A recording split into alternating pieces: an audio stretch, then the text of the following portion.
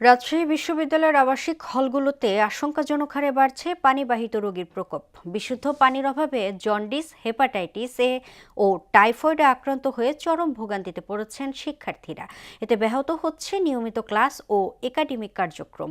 আবাসিক হলগুলোতে নিরাপদ খাবার পানির সরবরাহ নিশ্চিত করার দাবি শিক্ষার্থীদের। সানিউল আলম রাজুর প্রতিবেদনে জানাচ্ছেন মিশেল বিনতে আনোয়ার।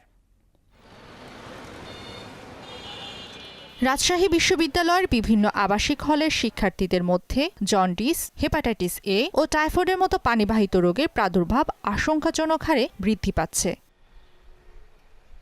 বিশুদ্ধ পানির তীব্র সংকট, অস্বাস্থ্যকর এবং নিম্নমানের খাবারের কারণে এমন পরিস্থিতি সৃষ্টি হয়েছে বলে অভিযোগ করেছেন শিক্ষার্থীরা। এতে শারীরিক ভোগান্তির পাশাপাশি একাডেমিক কার্যক্রমও ব্যাহত হচ্ছে। সাবমার্সিবলে পানি উঠাইলে দেখি আমরা আয়রন থাকে। ট্যাপের পানিগুলো ইউজ করা হয়, এগুলো খুবই খারাপ। গোসলের সময় দেখা যায় যে আমাদের পানি হচ্ছে লাল কালার অনেক সময় পাওয়া যায়। ক্যান্টিনগুলো আছে, আমাদের খাবারের দোকানগুলো আছে, এতে সঠিক পানির ব্যবহার করছে না। রোগ বালাই হয়, চুলকানি কিংবা ঘা এরকম টাইপের রোগ হয়।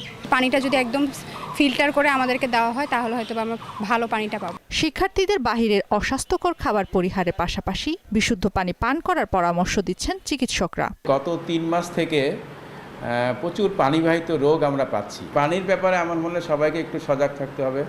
তারা যেন চেষ্টা করে ফ্রেশ ওয়াটার খাওয়ার জন্য এবং পানি যেন অবশ্যই কন্টামিনেটেড না থাকে। আবাসিক হলগুলোতে বিশুদ্ধ পানি সরবরাহে গুরুত্ব সহকারে কাজ চলছে বলে জানিয়েছেন বিশ্ববিদ্যালয় কর্তৃপক্ষ। পানিবাহিত রোগ প্রতিরোধের জন্য হল পর্যায়ে বিভিন্ন প্রবেশদের মাধ্যমে প্রত্যেকটা হলের যে পানি যে সাপ্লাই ট্যাঙ্ক এগুলো পরিষ্কার পরিচ্ছন্নতা চলছে।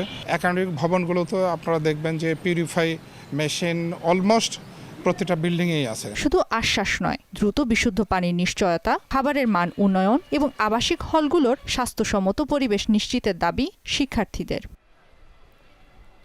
মিশেল বিনতে আনোয়ার, মোহনা সংবাদ।